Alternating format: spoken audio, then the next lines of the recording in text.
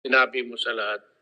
Pinalabas mo ang lahat kung ano ang mali ng gobyerno dito sa ABS-CBN na sa matagal na panahon, I said, the government, and even ako, na walang, ako, pinaputok ko lang yung mga mali nila, but nobody carried the name of the Republic of the Philippines parang doon sa Kongreso, ikaw yun.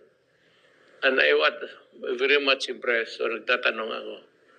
You are a principled man, extremely honest, with integrity. At nung alam ko, nung nalaman ko, kung makipag-away ka ng tao o isang korporasyon or ahensya, be it in government or outside,